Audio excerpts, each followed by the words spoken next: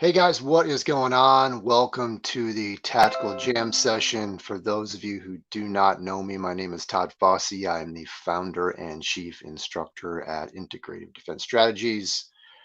Welcome to the conversation. I don't really like to call this a show. I don't want this to be a performance. I don't want this.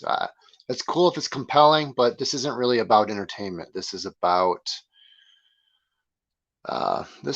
giving you the information that you need to help keep you safe and to keep those that you love safe and to keep those around you safe.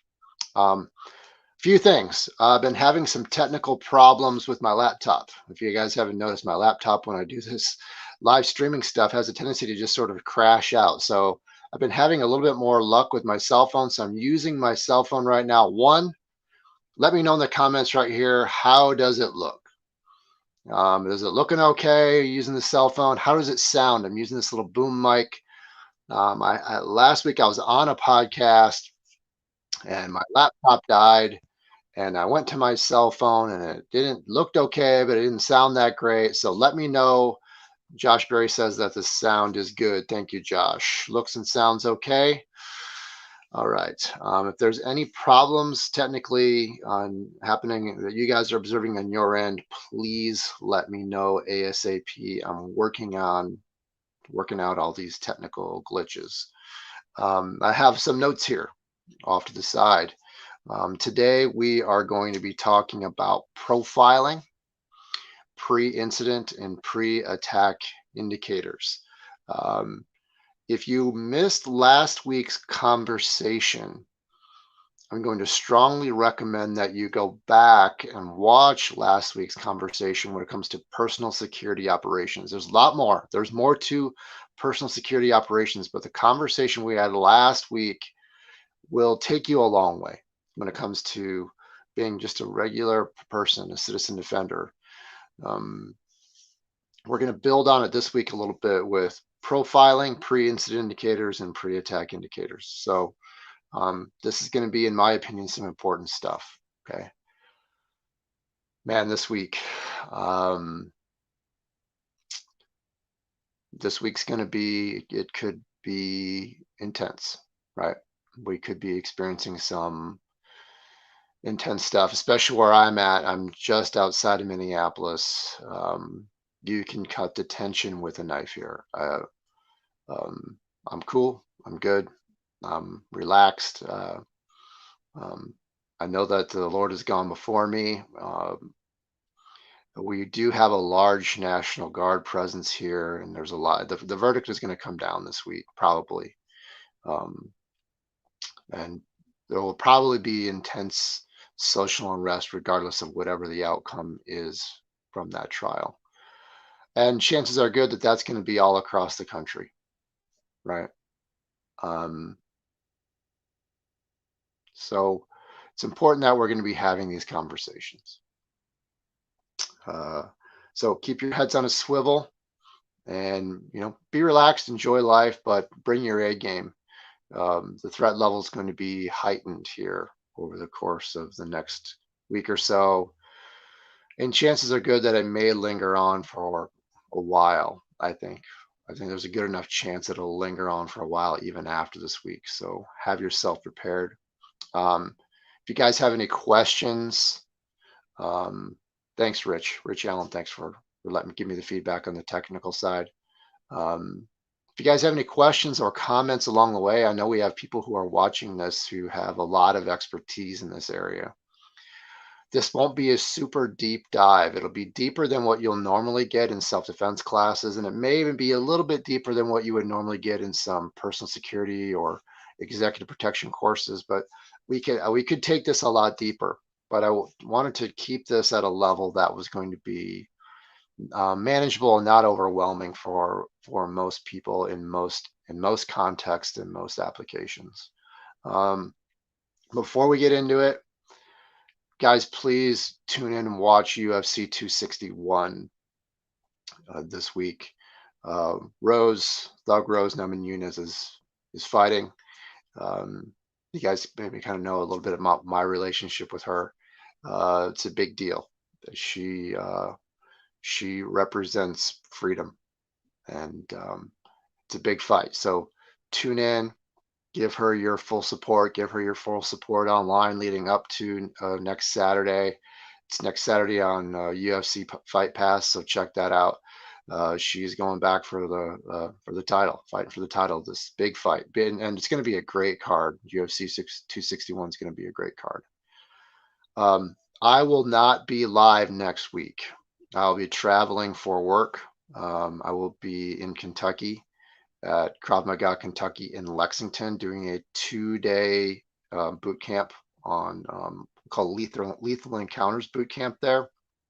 If you guys are in the area, if you guys feel like you want to jump on and come in and join, I think there's still room. It's a great turnout, but I think there's still a couple of spots left. So hop on there, go check out Krav Maga Kentucky in Lexington. You can register there. And so or if you're just in the area, if you want to drop in and say hello during a break or something like that, I'd love to meet you guys while I'm out and about. But it's important that I get out there and help people prepare for, all of these changes that are happening in our world. So to see if there's anything else that I'm missing out here or I'm forgetting. Okay. My notes are right here. So I'm going to be following along with my notes so I don't forget things. So if you see me looking off to the side a little bit, away from the camera, that's what I'm going to be doing. Today is not about entertaining you. If you're the kind of person that needs to be entertained, this is not for you. If you're a person who takes your personal protection and the protection of those around you seriously, then this is going to be a conversation for you. Go somewhere else to be entertained. That's not what IDS is about. Hopefully we're putting forth compelling information and you're not overly bored. But even if you start to feel a little bit bored, so what? Big deal. Suck it up, Buttercup. There's things more important than you feeling entertained. Aaron says, let's see. Oh yes, we had another shooting here, Burnsville. I've done a lot of work with Burnsville in the past. I'm going to check a bit. Burnsville is a part of the greater Minneapolis metropolitan area. So I'm going to check in soon to see if everything's okay over there. Yeah, insert gladiator quote. Thanks, Josh. Josh Berry says. So, yes, Aaron is in Burnsville, so just a few miles. All right, well, that's where we're at.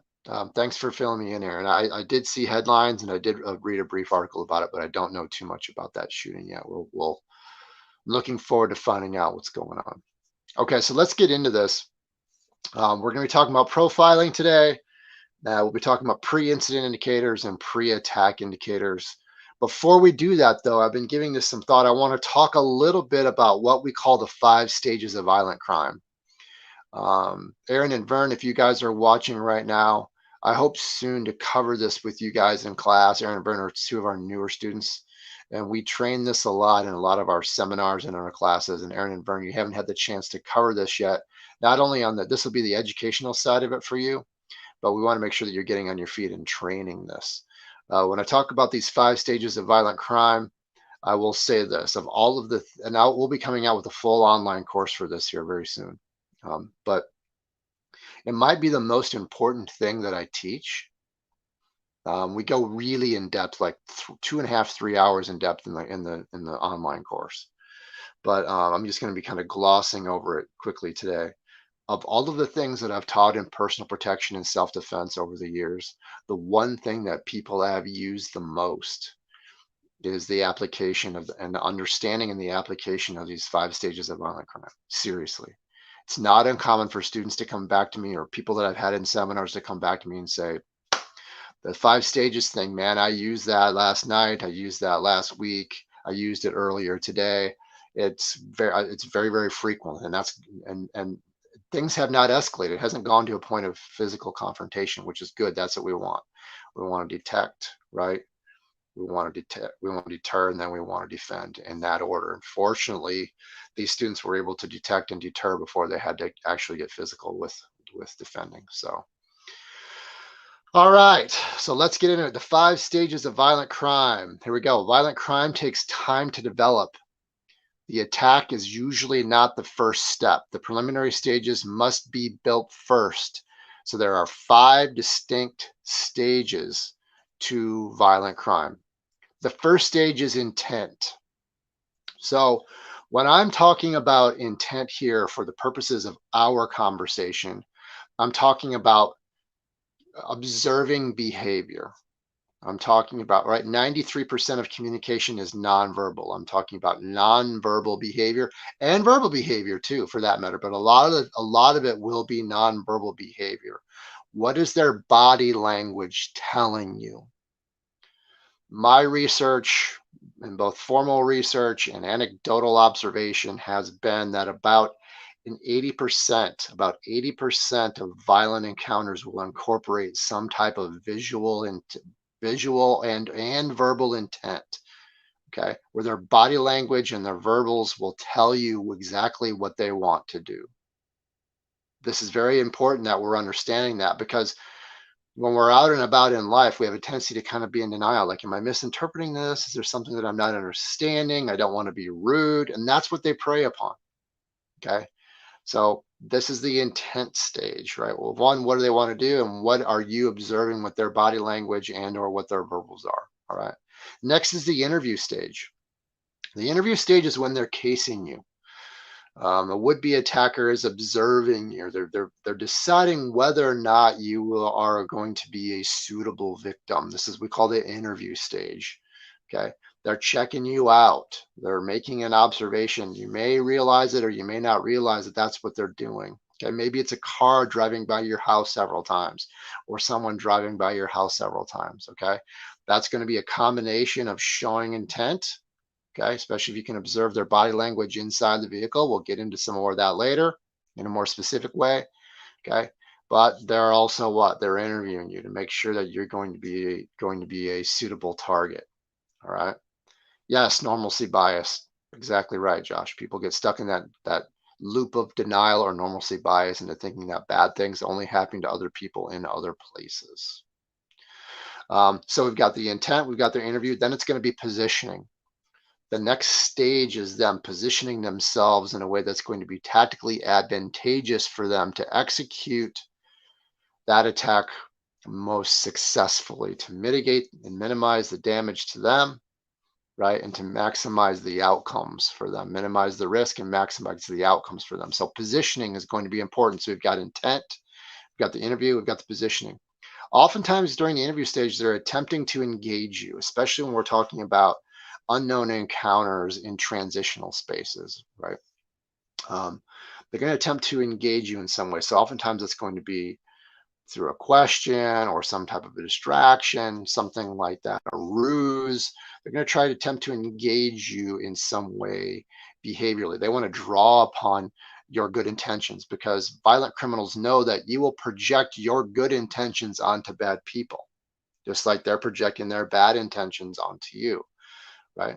So they draw upon that. They exploit that normalcy bias. They exploit that good intent that you have, that good projection that you have onto them. Okay. So we want to be careful, psychologically, by understanding ourselves, but also understanding the psychology of the violent criminal. Go back to the conversation that we had on the dark triad, and that will help you understand a little bit better with what you're dealing with. That's going to be super, super important. Hey, Brent, thanks for jumping in, buddy.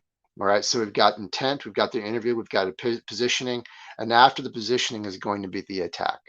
Okay, this is their commitment to use physicality to impose harm on you or to threaten you in some way, right? To coerce you in some way into getting exactly what it is that they want from you. Maybe it's going to be something that's material. Maybe it's going to be something that's property. Maybe it's going to be psychological or physical damage, or all of the above. Maybe they want to take you somewhere else. Remember, no secondary locations. No secondary locations. You are better off fighting right where you're at than going to any secondary location. We don't get in the car. We don't get in the trunk. We don't get in the other room. We don't go around the corner. We don't go in the alleyway. We don't get on our knees. None of that. Those things are all going to be examples of secondary locations. No secondary locations. All right, that's going to be clear and obvious intent. Do your own due diligence there around what happens when it comes to secondary locations, what the grim outcomes are in terms of very, very predictable grim outcomes are if a secondary location is a part of the equation. After that, it's going to be the reaction. It's going to be your reaction and or the reaction of the threat, the violent criminal after the interaction that takes place. And then we can add another one after that. So it's after action, aftermath. The immediate after action and the immediate aftermath, which is a whole nother show. That's a whole nother conversation. So being skilled in the understanding of these stages of violent crime is going to be very, very important. The 5 stages of violent crime. Okay. Attacks can be prevented in the first 3 stages because you've disrupted the opportunity. Okay, let me say that again. Attacks can be prevented in the first 3 stages because you've disrupted their opportunity. That's why we're having this conversation today. All right, pre-incident, pre-attack indicators, and how those interact with the 5 stages of violent crime is a really big deal. When in doubt, disrupt, disrupt, disrupt, disrupt, disrupt. You should also know that these stages don't happen in any specific sequence. These first 3 stages can happen out of sequence. All of these can sort of happen out of sequence, but understand what those stages are. But primarily speaking, the most important thing is that you can identify those first 3 stages, right? You can detect those first 3 stages and you can disrupt before it goes on to a higher level. There have been two occasions in my personal life where I have been justified to use higher force, meaning I've been justified to use my handgun. And I was able to detect and to deter them because I understood this, my behavioral self-defense, my verbal self-defense, all of these things. I was able to detect and to deter them before it escalated to the next level. If you guys are interested in hearing one of those stories, I don't have time for 2 of them, but if you guys are interested in hearing one of those stories, I'd be happy to share that with you right now. But in the meantime, we are going to move on. So the 5 stages of violent crime. Okay. Remember the importance of situational awareness to buy yourself time. Time buys you options. That's what you want. We don't want to compress the time for ourselves any more than we have to. Again, the first 3 stages may not occur in any particular order. 5 stages evolve rapidly and violently and when and how you least expect it. All of these really, people really underestimate how fast things happen. Maintain distance is going to be very important as much as you possibly can. But let's face it, as we go through life in close proximity to other people. Okay. So understanding what these stages are is going to be important. I really wish that we were in person so I could give you a conceptual illustration and conceptual training for how this happens, but we don't have that luxury today. Again, disrupt, disrupt, disrupt. Criminals have become accustomed to people submitting and to them getting their way. They're used to the same pattern happening over and over and over again. So if you can disrupt that pattern and you can turn this whole process on them, right? They have an OODA loop also. They have anticipation also. They're anticipating things going a certain way. So if you're forced to defend and you're justified to do it with the appropriate level of force, it's going to be important that you turn the tables on them in a way, right? They've kind of set themselves up. You've set themselves up by following the same pattern over and over and over again. If necessary and if justified, and if the time is right, respond with a rapid, violent counterattack. And then what's very important, we don't have time to get into all the principles of fighting right now, but it's very important that you learn to keep the initiative and keep the momentum of the fight on your side. Keep them reacting to you. This is the whole idea. All right. So 5 stages: situational awareness, body language. This is going to be something that's very, very important to you. They're observing you too. The number one thing that violent criminals look for and who they're choosing to attack is going to be how they gait, how they walk, how they carry themselves.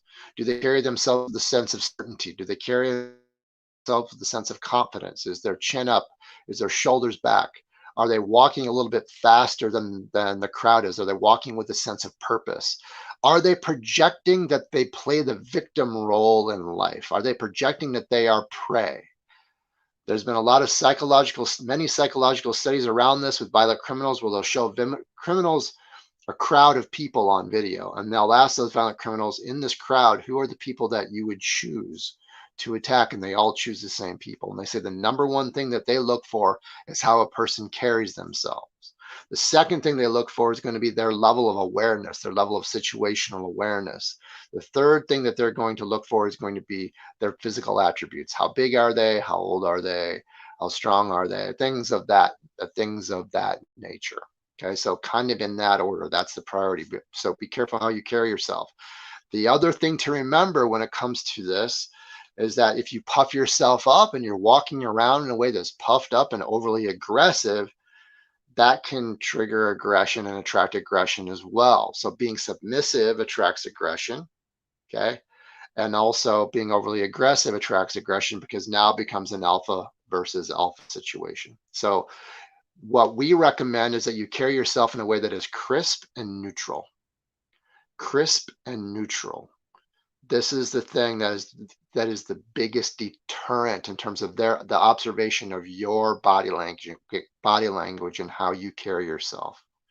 Crisp, neutral, and matter of fact. Let's talk about de-escalation a little bit, because as we get into the next phase, which is the deterrence phase, when they're trying to position you, they're trying to engage you, your objective is to disengage.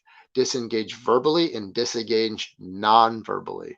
We have these social mores, right? When people engage us, we don't want to be rude, so we'll engage back verbally and non-verbally. That opens the door for them. So everything that we do, we want to disengage. If someone asks me a question, 99 times out of 100, right, if they're trying to engage me, they're trying to position themselves at the same time, my hands are going to go up into kind of a self-defense position. And what is this saying? It's saying non-verbally that I'm not a willing participant in this interaction. So if I have to go to any level of force to defend myself, I've shown that I'm an unwilling participant in this conflict. Does that make sense? Verbally and non-verbally. And if they ask me a question, the canned answer that I picked up from Larry Yatch, former Navy SEAL and Delta operator, is, I'm sorry, I can't help you. I'm sorry, I can't help you. I'm not going to get into a debate with them. We'll call it the monkey dance. You want to talk with people who work in prisons and corrections about the monkey dance. The longer the monkey dance goes on, the higher the level of escalation tends to take place, the higher level of violence. So I'm not having a conversation now. Now I'm the one who's fucking in charge. Okay, now they aren't respecting my space. This is a big clue for me. They aren't respecting my space, so they're showing that they don't have empathy. A person who has empathy is going to apologize, and their hands are going to go up too. They're going to mirror and match you, and they're going to back off and give you your space. That's a big clue. This is important that you understand that. And if they're not being compliant with your wishes, now it's time for you to give them commands. And obviously, this isn't a physical training. This isn't a seminar, so I don't have the luxury of going into how we handle that in person. But it's the concept that's most important for you right now. Now you are giving commands if they are being non-compliant and if they are not showing empathy while your hands are up. You can defend, you can react. It's a very universal, it's a what's the word I'm looking for? It'll come to me in a second. It's a position that offers you the fewest number of solutions to as many problems as possible. It's a versatile position. That's the word that I was looking for. Okay. So now you're giving commands, but I know some of you might already be thinking, well, what about de-escalation? We hear this a lot. De-escalation, de-escalation, de-escalate, de-escalate, de-escalate. Yes, de-escalation can be a very important tool to have in your toolkit. However, if someone has already made up their mind that they're going to use violence to impose their will onto you, attempts at de-escalation have a high probability of escalating that situation, because the violent criminal, the psychopath, the sociopath, malignant narcissist, they only understand two things: strength and weakness. So by attempting to de-escalate, they're observing that you are weak, and it only attracts more aggression. It's like law enforcement, right? Law enforcement, now they're in a tough position because they're not allowed to be sort of heavy-handed early on. But if they're too soft-handed or glad-handed heavy on in interaction, the escalation just continues. And now they have to go to a higher level of force that they never would have had to if they had just asserted themselves appropriately in the right way. Okay. It's a very similar thing here. So De-escalation has a tendency to be effective when there's a conflict. When there's a conflict. Accidentally spilled a guy's beer at the bar, accidentally bumped into him. He misinterpreted my body language into saying that thinking that maybe his wife was interested in me or something, or I was interested in his wife or his girlfriend, and there was a fender bend or something like that. That's an opportunity for me to de-escalate. Okay, but if a violent criminal has already made up their mind, de-escalation can have a reverse effect. Okay. It's very, very, very, very important to understand here. One, got a question here. Josh Berry asks, can you give a brief description of what crisp and neutral looks like?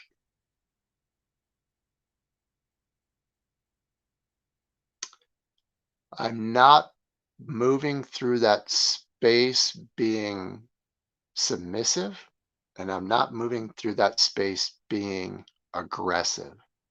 I'm neither one. I'm just within myself. I'm just present with me. I'm not projecting anything to anyone else. I'm just being present with myself and whatever it is, whatever task that I'm focused on. Okay. Even if I'm practicing situational awareness, I'm not walking around rubbernecking usually, unless the threat level is really high. I'm not doing that. I'm just going to be super casual and I'm calm. It's a calm assertiveness. That's the way I look at it. It's sort of a calm assertiveness. That's what scares the shit out of people, is that calm assertiveness. You guys know my mentor is Greg Nelson. Greg has this really great lesson that he taught me. I wish I could show you guys the video right now. I didn't have time to put it up here, but where he taught me this lesson for how predators move, how predators pull themselves. So how you walk is another way. So most human beings sort of walk and bounce, but predators like lions, for example, or big cats, other predators, when they walk, they'll put their feet forward and they'll sort of pull their way toward life.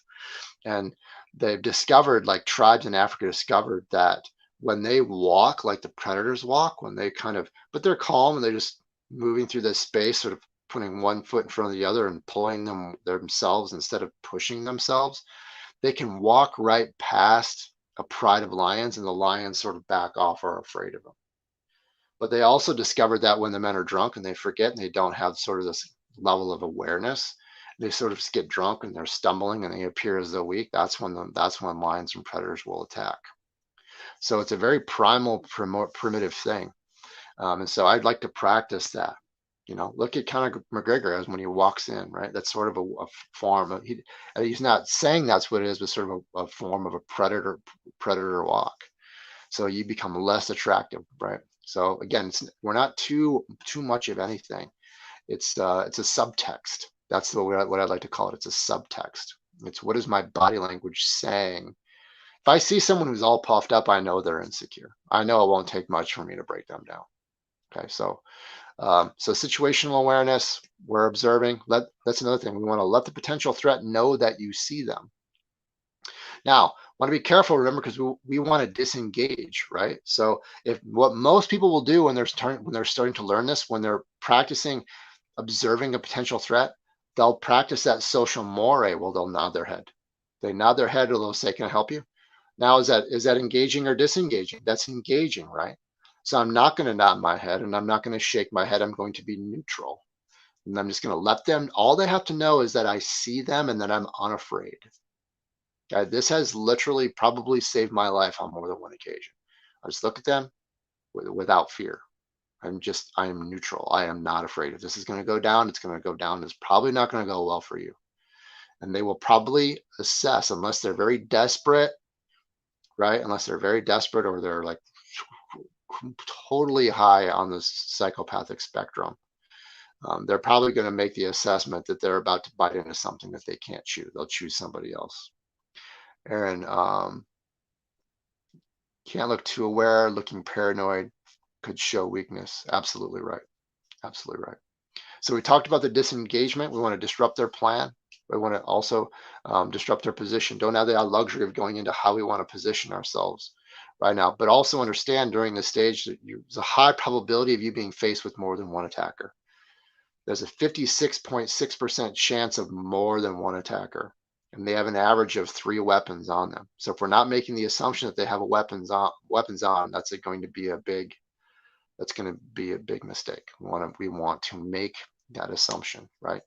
And make sure that we're always responding with the appropriate level of force without going beyond that level of force. And then now this is the deterrent. The verbal commands is a deterrence phase. That's what we call it. Now I'm giving commands. I'm not asking. I'm not getting into a conversation. I'm not getting into a debate. I am fucking telling them, back away from me. Do it now. Now I'm not going to give you canned answers for what your verbal commands are going to be. They're going to have to be adaptive based on whatever is happening in your circumstances. We don't give absolute answers at IDS to circumstantially dependent questions. That's intellectually dishonest to say, here's what you say, here's what you do, here's how it's always going to go. The variables aren't repeatable.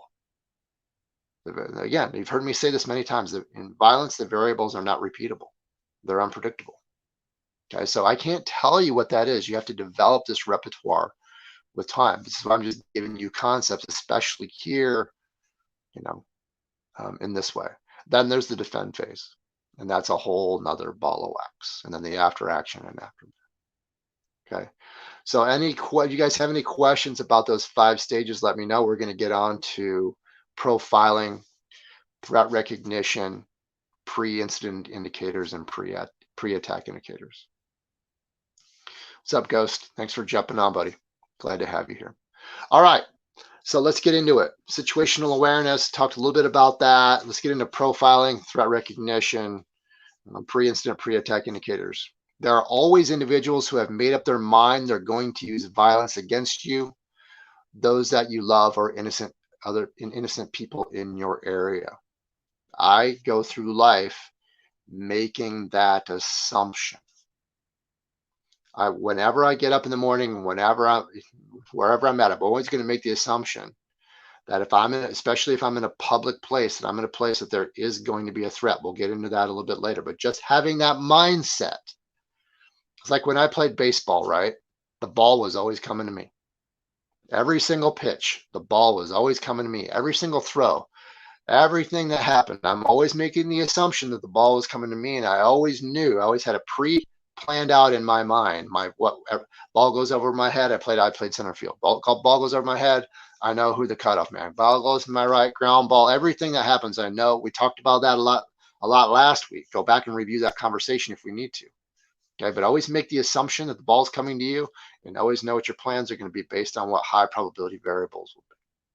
All right. It's critical that we maintain vigilant observation and communication with those that we love, even those that we don't, offering advance warning and preparation to escape or to defend. Super important. All right. The most common type of defender failures are cases where defenders were suspicious of the very person that launched the attack, yet they did nothing to prevent it. We've all had that happen, haven't we? Where our gut told us something about that person, something isn't right, something about this situation, but they didn't listen to their gut. They didn't listen to their instincts, right? We'll talk a little bit more about this in a few minutes, but that's the most important part. We want to detect and deter. If you can depart, if you can get out of there, whatever, but trust those instincts. You're better off to trust those instincts and maybe embarrass yourself a little bit than getting caught in that loop of denial, that normalcy bias, and guess wrong, and find yourself in a major catastrophic critical incident. That's not what we want. That's why we're having this conversation today. Recognize the best suspect in your environment. This only helps you to appropriate action now. Let me repeat that. We go back. Recognize the best suspect in your environment. This only helps you if you take appropriate action now. So this is a rule. This is a rule of mine that I play. Who's the suspect in the room? If I'm in a group, who's the suspect? Who's my primary and secondary suspects in this room? Anytime. And this is a great mental exercise as well. And I really like this for executive protection if I'm working in detail, especially, right? But I'm practicing this all the time. Okay, I walked into the hardware store. Who's the suspect in the room right now? There's only 5 people here. Fine. Who's the suspect in the room? We'll talk about how this is going to be very advantageous in a few minutes. Who is the suspect in the room? We do a great drill and exercise that, by the way. with one of the courses that we do. Finding the best suspect among those present is the one who most merits your focus. You might choose that suspect based on their behavior, their appearance, their location, the circumstances, based on your intuition. There may be no definable reason at all for your decision. Predetermining a suspect cuts down your reaction time. Let me read that last piece. Predetermining a suspect cuts down your reaction time. Remember, the ball is always coming to you. You're always on your toes. You're always ready. Okay. You might be thinking, but what if I've chosen the wrong person? Just stay with me, and we'll get to that here shortly. Okay, but let me say that one more time. Predetermining a suspect cuts down on your reaction time.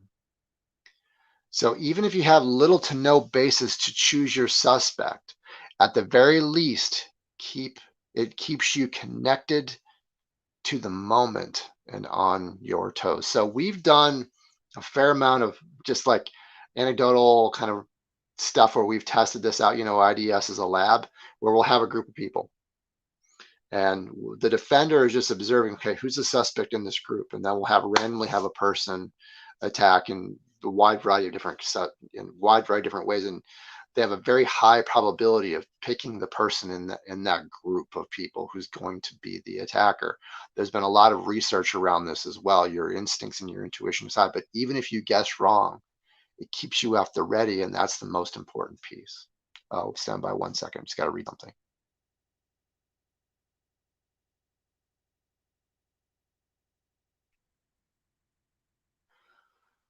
So Brandon Ryan says, bear with me, I don't have my glasses right now. Yeah, he makes a comment.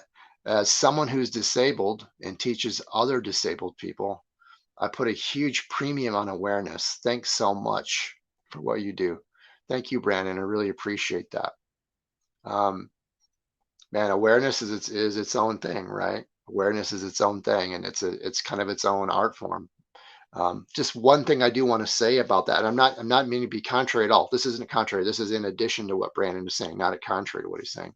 I just want to point out that I think that the self-defense world really kind of sells situational awareness as this sort of thing where we have total and complete awareness around us 360 degrees at all time, and that we're able to multitask and know everything all at once. We don't. We can only take in slices of what's happening in our environment and process it. And our unconscious can process all those variables far more accurately and far more quickly than what our conscious mind can. Look up heuristics. I'm really big into heuristics, quick and instinctive decision making based on training and experience. There's some really great stuff out in there on heuristics. U.S. Marine Corps is really big into heuristics, so check that out as well. And in essence, that's what we're talking about here. We're talking about heuristics without talking about heuristics. So thanks so much, Brandon. Thanks for bringing that up. When you actively choose a suspect and focus on them, it acts like a splinter in their mind. They become paranoid about being found out or about having lost the element of surprise by just letting them know that you see them. Track them just a little bit, right?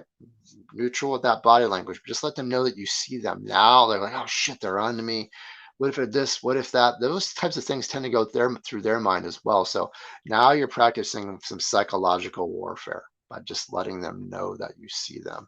That we talked about that a little bit earlier.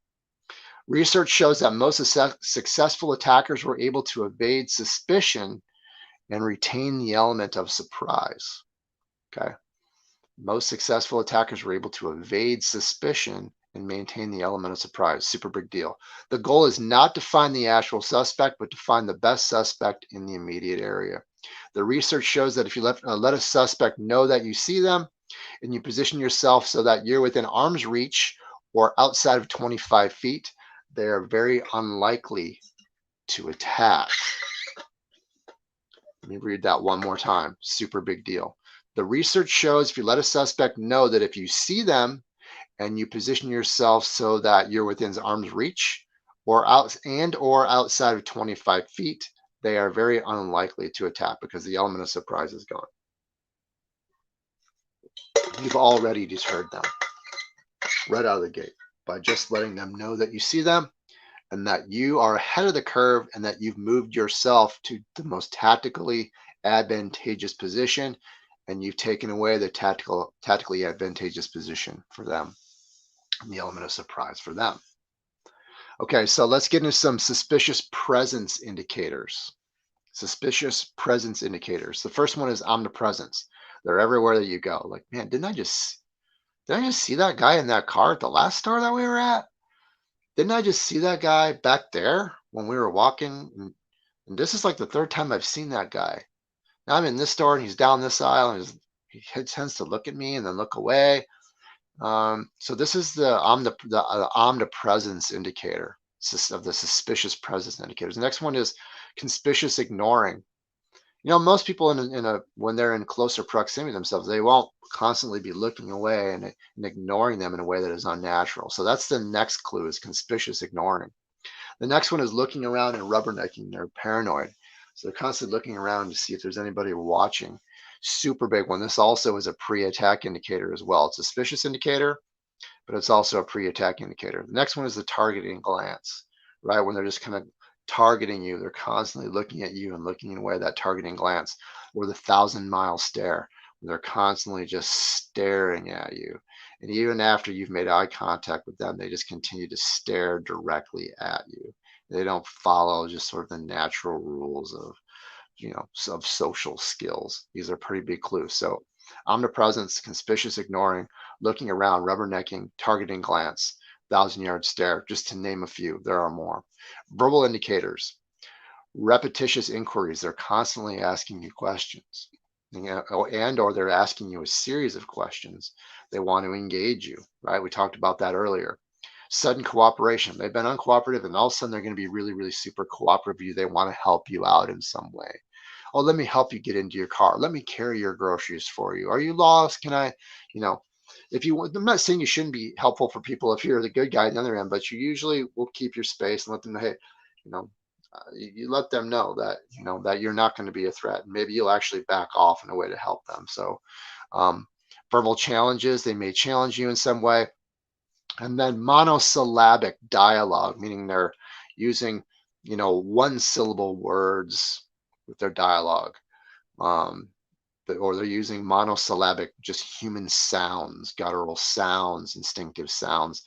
That's going to be a cue. And these things can happen in clusters. All of these things can. Oftentimes, you'll start to add these things up in your mind. There'll be more than one of these happening at once. So verbal indicators, repetitious inquiries, sudden cooperation, verbal challenges, monosyllabic dialogue, or what's also known as one-word answers or communication.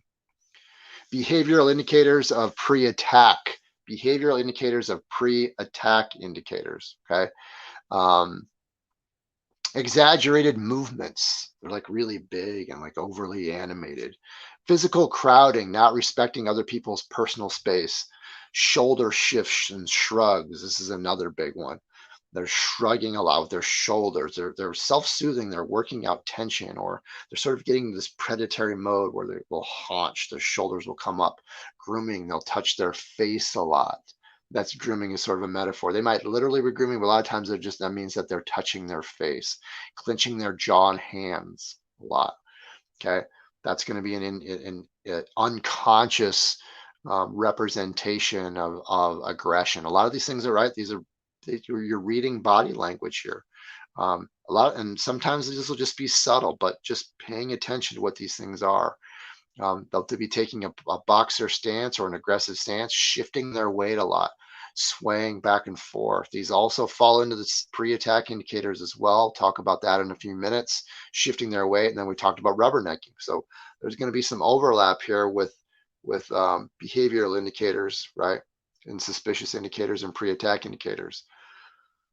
The goal is to observe the pre-incident indicators and assume they are worthy of your attention without worry about whether or not it'll actually materialize. It doesn't matter to me if it actually materializes. The point is that those people are showing a cluster of suspicious behaviors. And that's going to get my attention, and that's going to keep my attention. I'm not just going to brush it off. Now, remember what I said last week. Don't let your family member just dissuade you from being what you are as a protector.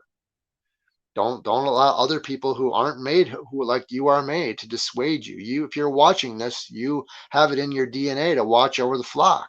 So don't let them dissuade you. Those people aren't made like you're made. They aren't made like you're made. There's a reason why, both with your your personal experiences, your life experience, but also in terms of what you are. It's this balance between nature and nurture.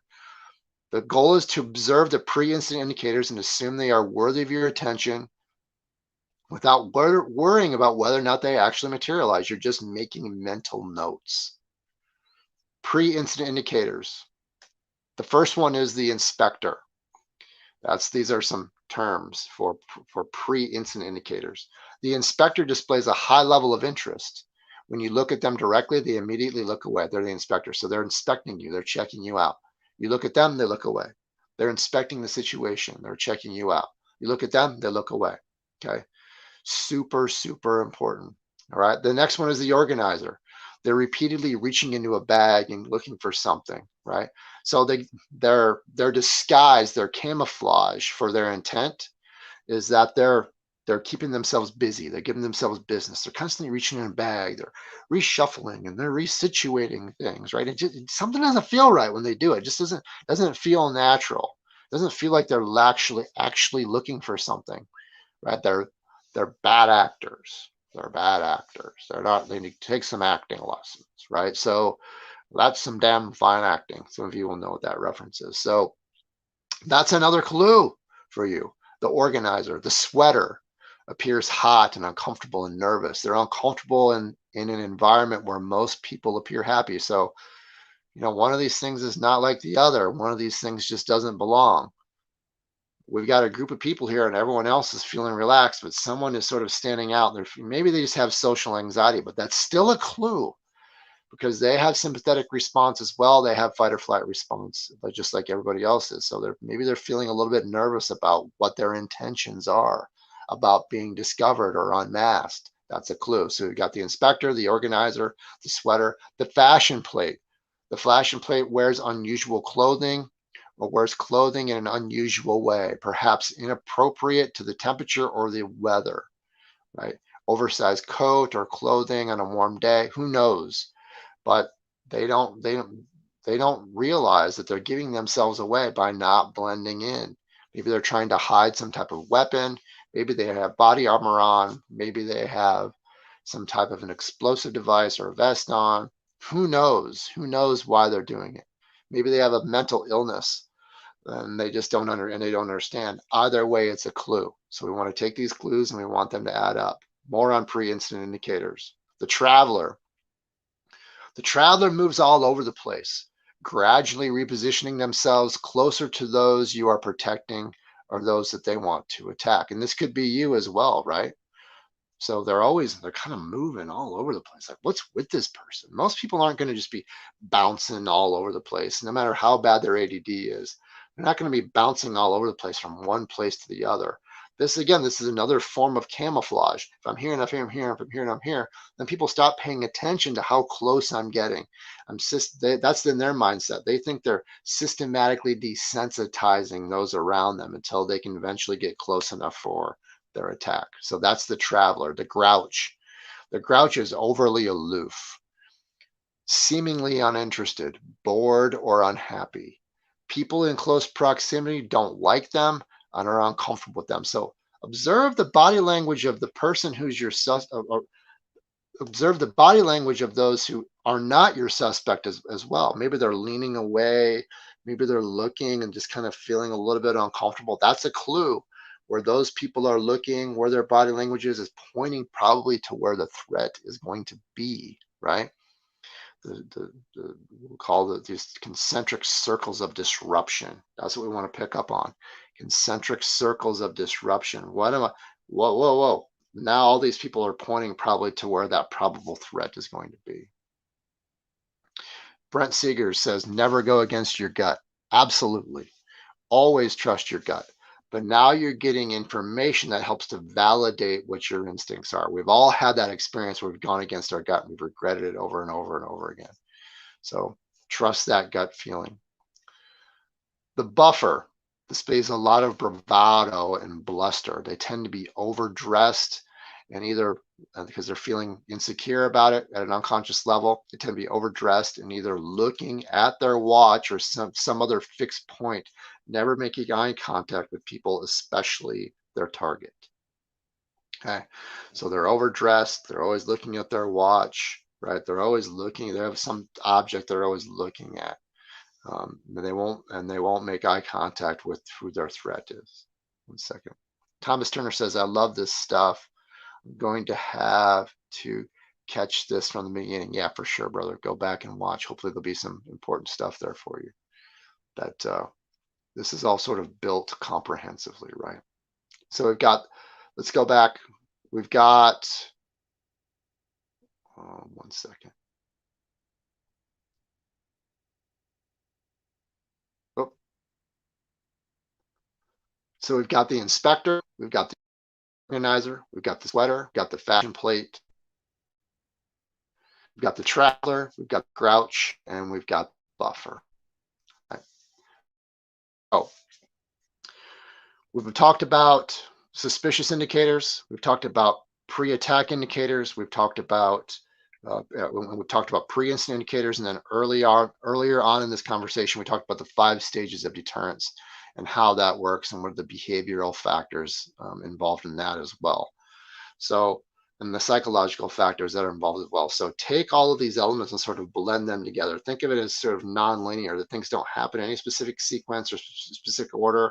Remember that the variables are unpredictable and unrepeatable, but now at least you have some things that are concrete that you can sink your teeth into when it comes to, you know, when it comes to pre-attack indicators and pre-incident indicators, and when it comes to profiling. Who's the suspect in the room? That's the most important thing to me. In my immediate sector, who's the suspect or suspects in my immediate sector? Super important. Okay, so any questions at all from you guys? Throw some questions at me. We're approaching in an hour here. Probably start winding things down. That doesn't mean I don't want you to ask questions. I want to hear questions, comments, things that you guys would like to add to this. I don't want to go too much longer now. I'm happy to stay on as long as you guys have questions. I won't cut it short if you guys are having questions or things that you're curious about. Did you guys find this helpful? Would you guys like more information like this? Would you like me to put out more sort of produced content like this? Any questions, comments, thoughts, concerns, anything at all around this? Yes, Josh Berry says we are looking for non-linear indicator patterns. That's absolutely right. Listen, thanks for bringing that up, Josh. I'm not going to geek out on this too much, but I do want to touch on this. The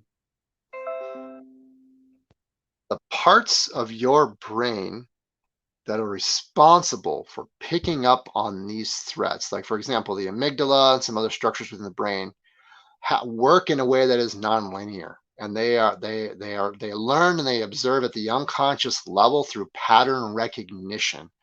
So they are making calculations far below the surface of your conscious awareness. It's all about pattern recognition. So when we train at IDS, we make sure that we're incorporating all of these high probability patterns within our training so that our students can go through their OODA loop in a way, and they can practice their heuristics in a way that is going to be fast and accurate. It's all about fast and accurate decision making. Yes, you should have the kinetic skills to defend. Yes, you should be an excellent shooter. Yes, you should have all of these things integrated together. There's a reason why we call IDS integrative defense strategies. It's all about pattern recognition. There's some deep psychology that's involved in that maybe we can get into and geek out on another time if you guys want to. But I'm super big into this pattern recognition stuff, especially since it's the subcortical regions of the brain where these pattern recognition structures are at that get the information before the conscious brain does. So this allows you to make fast and accurate decisions. You can learn to trust your heuristics in that decision making. Excellent point, Josh. Thanks for saying that. Brent Siggers says, yes, more info like this, please. No problem. Yeah, if there's other people who want more of this info, be happy to share more of this stuff. Josh says, please put out as much as you're willing to. Yeah, we will. We'll put out. This is all about keeping people safe. So we'll start producing and putting out some content on this, right? Okay. Any other questions, thoughts, comments, concerns around this conversation tonight? Okay. Thank you guys so much for tuning in. Really appreciate your time, um, and appreciate your support. If you guys haven't subscribed to our YouTube channel, please do and let people know about it. We want to build up our YouTube channel presence because you know we want to use social media in a different way. We're not social media influencers where the algorithm we don't work the platform. We work for you. We want to give you what it is that you want. And the way that we approach things, that the algorithms don't recognize what we do because we do things in such a different way. Doesn't mean we don't want to practice maximizing our SEO. We do, but we do things in a different way so that they don't really recognize it because what we do doesn't trend. We care more about people than we do what's trending. So please subscribe to our YouTube channel. We put out all kinds of really important information, and we'll be putting out more and more consumable, important information just so that together we can all keep the world a safer place. Mary Langfeld says very helpful. She wants more. Aaron, you're very, very welcome. Thank you guys so much for tuning in. This next week could be very intense, guys. You know, get on your knees and pray, um, and trust. Fall back on your skills, your instincts, and your training because a lot of people might be looking to you guys over the course of the next week or the next few weeks or the next few months. If there's anything I can do to help you out, please hit me up. Remember, next week I'll be traveling for work, so I won't be doing this live stream next week, but the week after that, I'll be continuing down this sort of the same stream, and we'll be having a really great guest on soon. If you can, tune in and watch Rose fight Saturday night. Be rooting for her, giving her all the love and good vibes and great comments for her. She's out there fighting not just for a belt, a UFC title, a return to the gold, but she's out there fighting for fucking freedom and what is good and what is just. So let's get behind her and give her all the love and support that she deserves. All right, guys, thanks so much for tuning in. Hope to see you soon. Stay safe.